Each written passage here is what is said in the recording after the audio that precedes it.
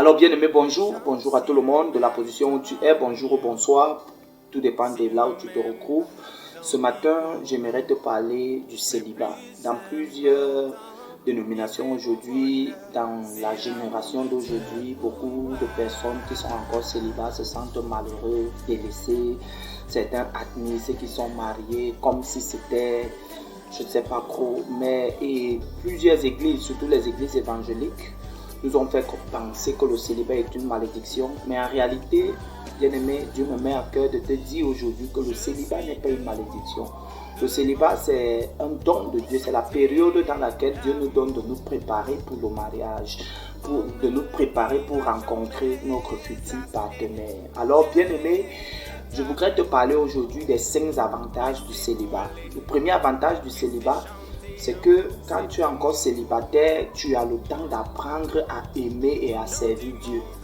C'est-à-dire, durant ton célibat, tu as le temps d'apprendre de toutes tes forces à servir Dieu. La Bible dit que celui qui est marié se préoccupe à soutenir son partenaire, à plaire à son partenaire. Mais celui qui est encore célibataire se concentre pour le service de Dieu. Alors, étant célibataire, tu as encore toute la possibilité de développer ton grand amour avec les choses de Dieu et Dieu lui-même. Alors, prends ce temps que tu es encore célibataire à développer ton esprit, développer ta compréhension avec les choses de Dieu. Amen. Donc, le premier avantage du célibat, c'est la capacité de développer son amour avec les choses de Dieu. Amen. Donc, le deuxième avantage du célibat, c'est le choix. C'est-à-dire, quand tu es encore célibataire, tu as encore la capacité de choisir qui tu veux. Quand tu te maries, tu n'as plus ce choix-là. Tu es déjà avec quelqu'un, on ne se marie pas pour divorcer. Mais tant que tu es célibataire, tu as encore la possibilité de choisir, de prendre, de décider, de faire un choix en tout cas. Amen. Donc, quand tu es célibataire, tu as encore cette possibilité-là de voir comment les autres font et de penser, de réfléchir, de prier davantage et de faire un choix.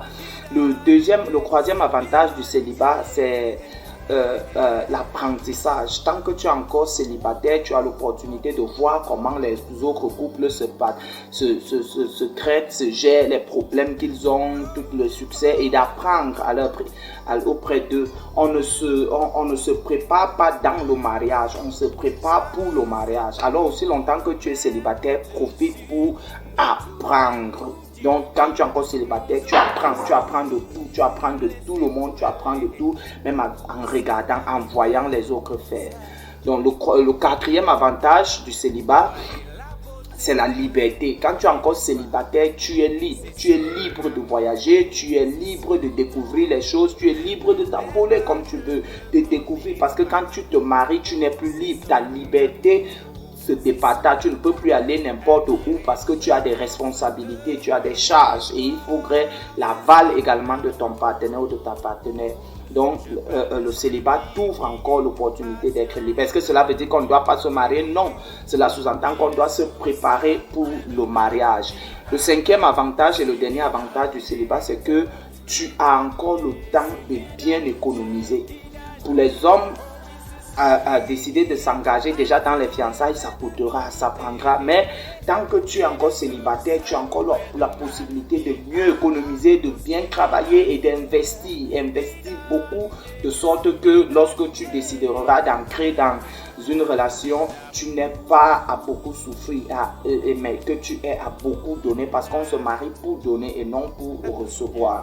Alors bien aimé, je ne donne pas ce message pour te dire que tu dois rester dans le célibat, non, juste pour te dire que tant que tu n'es pas encore entré dans une relation de mariage, ne te tracasse pas trop, ne prends pas ça que c'est pas une malédiction, mais c'est une période que Dieu te donne pour te préparer afin d'entrer dans le mariage. Alors que Dieu te bénisse. Si tu es célibataire comme moi, bien sûr, alors c'est pas une malédiction, c'est pas sans toi heureux, et déjà même c'est pas le mariage qui donne le bonheur. Amen. C'est pas le mariage qui donne le bonheur. C'est pas le mariage ne vient pas pour te consoler. Le Saint-Esprit doit être capable de te consoler. Si le Saint-Esprit ne te console pas, ne te donne pas la joie, la paix de cœur, c'est pas un foyer qui pourra te donner la paix de cœur. Alors c'était tout ce que je pouvais te dire en ce qui concerne le message que Dieu a déposé dans mon cœur ce matin. Que Dieu te bénisse et à bientôt prochainement. Ciao. Que cela te bénisse. Ciao.